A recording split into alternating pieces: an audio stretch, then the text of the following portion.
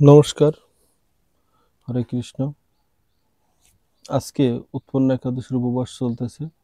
আপনারা যতটুকু পারেন, যত সময় পারেন এই শ্রীমদ্ গীতা পড়বেন, পাঠ করবেন এবং মালা জপ করবেন। যত মালা পর্যন্ত পারেন, যার জপমালা আছে সে জপমালা করলেন, যার কাউন্টার মেশিন আছে সে হাতে করলেন, এবং যার জপমালা এবং কাউন্টার মেশিন নাই সেও জপ করতে পারবেন। উপায়টা দেখাই দিচ্ছি। এই যে এইখান থেকে শুরু হবে, এইখান থেকে শুরু করবেন।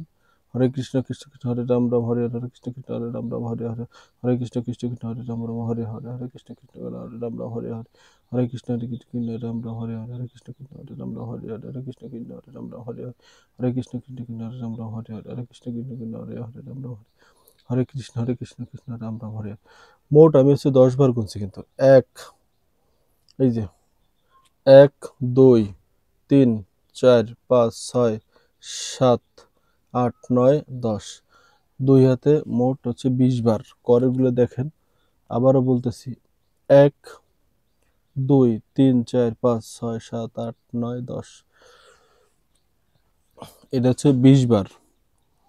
আপনি কত মালা জপ করবেন, কত মালা জপ করতে পারবেন, আপনি এটা ক্যালকুলেটর করলেই আপনি বের করতে পারবেন যে আমি কত মালা জপ করলাম।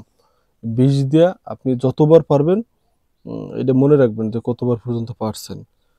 আপনি দরকার এখানে দাগ দিয়ে রাখলেন, আপনার যদি স্মরণশক্তি কম থাকে, বা এখানে নোট করে রাখলেন। আপনি যেভাবে সুবিধা আপনি সেভাবে করতে পারবেন।